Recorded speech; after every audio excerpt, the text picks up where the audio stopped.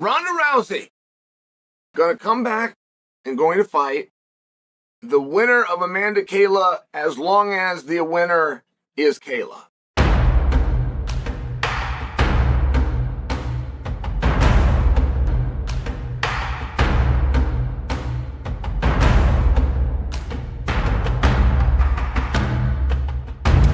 This isn't a rumor. It's straight from Ronda Rousey's inner circle. Rowdy is plotting a UFC comeback.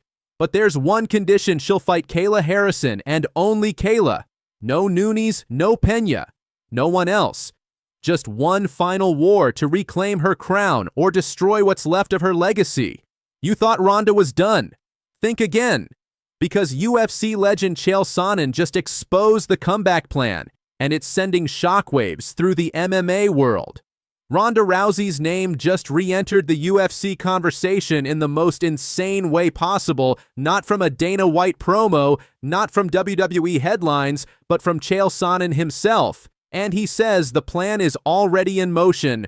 According to Chael, Ronda's inner circle confirmed she will return to fight the winner of Amanda Nunes versus Kayla Harrison, but only if it's Kayla Harrison. The PFL killer turned UFC champ just steamrolled Julianna Peña and took the belt.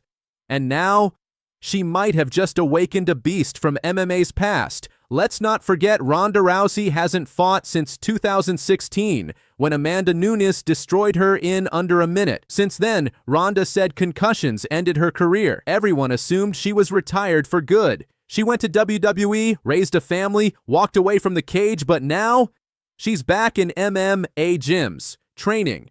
Quietly, no press, no hype, just focus. Why only Kayla? So why Kayla Harrison?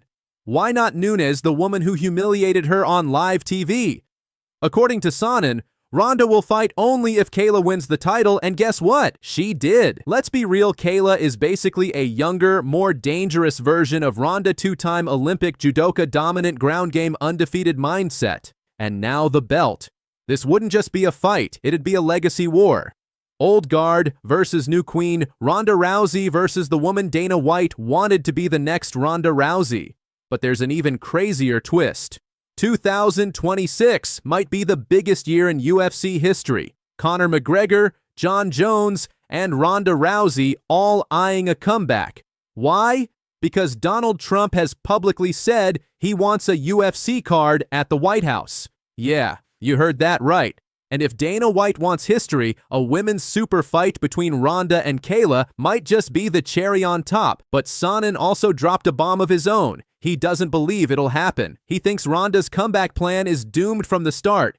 Why? Because comebacks don't work like this. You don't get to pick your opponent, your time, your belt shot. And Ronda, she's not built for long roads anymore. She wants one fight, one moment, one legacy rewrite. So here's the truth. If the UFC wants to break records, they'll book Ronda Rousey versus Kayla Harrison at the Trump White House card. But if Ronda's serious, she better be ready for WAR. Kayla isn't scared of judo, she's built different, she's hungry, and she will end Ronda if she's not 100% drop your pick in the comments who wins. Prime Ronda or peak Kayla Harrison. And if Ronda's serious, is Amanda Nunes still the fight we really want? The next day is in the news. Gonna hear once again. It's not crazy. Yeah. If you guys think about that, I'm gonna get my belt back. You're gonna interview me again, and I'm gonna tell you in my city, in Salvador, Bahia, Brazil, in Vegas, whatever. I want my belt back. In a recent interview with the Schmo, Amanda Nunes finally responded, and she didn't hold back. I'm not impressed. She said, cold dismissive. She saw the armbar. She took it. Big deal. That's Nunes saying Kayla's a basic bitch. And just like that, this fight got personal. Oh, so you just want to fight Amanda Nunes? I'm ready to fight. Yeah. Fighters fight. But here's where it gets juicy. Kayla just dropped a bombshell. She's willing to waive the 6-month USADA rule for a small fee. What does that mean? It means Amanda Nunes might not even have to test clean for 6 months. Harrison said it with her chest. I just want to fight Amanda. And Daniel Cormier? He knew it. He laughed because this fight is already breaking the rules. Let's not forget, these two used to train together. Same gym, same mats, same team. But now, it's all war. Kayla's hungry to prove she's the future. Amanda's pissed that anyone's even questioning her legacy. This ain't a respectful passing of the torch. This is a fucking torch fight. You know, now that she's come in the UFC and she's actually won the belt and fought her way up, and, you know, Amanda, people respect what Amanda did here. So I agree with you. It felt big. It was a badass thing. It was all organic. That was fake. We had no intentions of her going up into the octagon. I actually had to tell the guys to let her up. They weren't even letting her in. So yes. And the UFC, they're playing with fire, two of the most dangerous women alive. Zero respect left and a 6-month testing exemption on the table. This isn't a fight. It's a goddamn legacy assassination. Dana White better start preparing the octagon and maybe the White House. Because Kayla says once she wins, she's marching right back to DC. The Olympic Queen versus the MMA GOAT, red, white, and blue versus yellow and gold. Kayla says she'll break Amanda.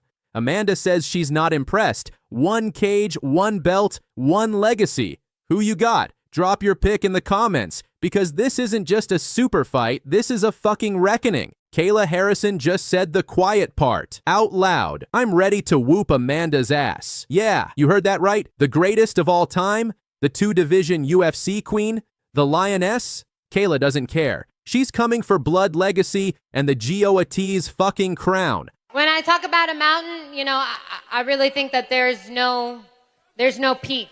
It's just every step every day I want to wake up and be the best possible version of myself. And I'm grateful to Julianna because she's bringing out another newer, better version of me. And after I whoop her ass, I'm coming for Amanda. I'm gonna go out there and instill my will. I'm gonna break her. This isn't just about belts anymore. It's personal. It's primal. And it could go down at the most historic event in UFC history. You know, now that she's come in the UFC and she's actually won the belt and fought her way up, and, you know, Amanda, people respect what Amanda did here. So I agree with you. It felt big. It was a badass thing. It was all organic. That was fake. We had no intentions of her going up into the octagon. I actually had to tell the guys to let her up. They weren't even letting her in. So yes. At UFC 316, Kayla Harrison ran through Julianna Peña, a 2-time champ, like she was nothing submission round 2 cold-blooded. And now she's got one name in her sights. Amanda Nunes. I'm ready to whoop Amanda's ass.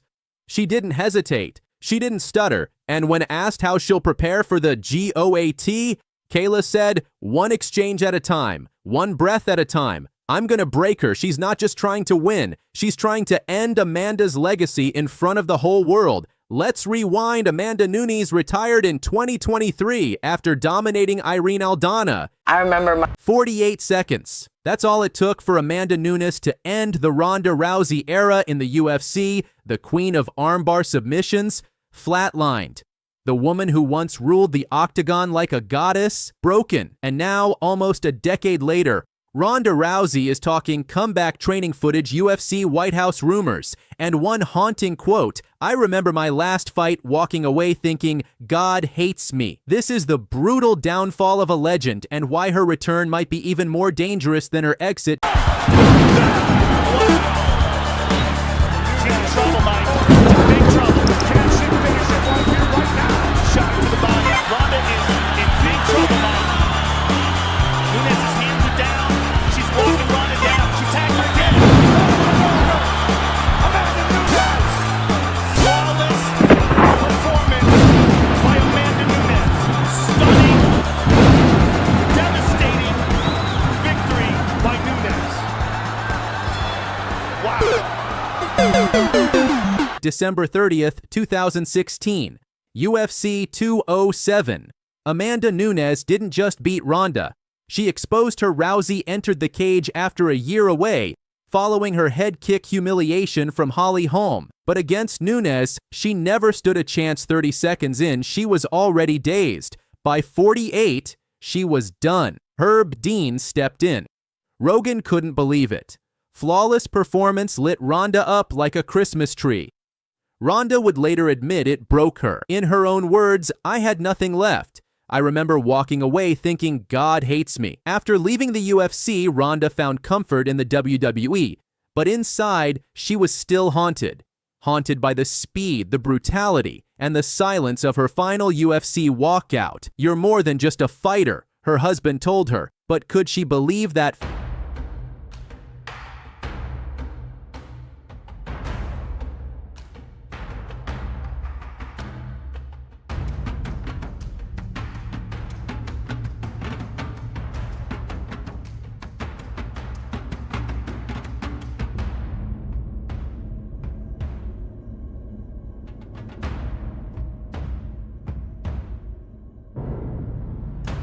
Fast forward to 2025, training footage drops. Ronda looks lean, focused sharp, and the rumor mill goes insane. Could she really come back for the UFC White House card in 2026? She's 38, a mother of 2, and hasn't fought since that Nunes nightmare. But Dana White? He loves comebacks, and let's be real, Ronda sells. But it gets juicier. Amanda Nunes is back. Kayla Harrison just destroyed Julianna Peña, and the UFC Women's Bantamweight division is finally relevant again. Could we get one final mega trilogy, Rousey versus Nunes-Doas, or even Rousey versus Harrison in a real-life WWE versus MMA war? One more shot at redemption, one more chance to go out on her terms. Ronda Rousey was the face of women's MMA. Her rise was cinematic. Her fall?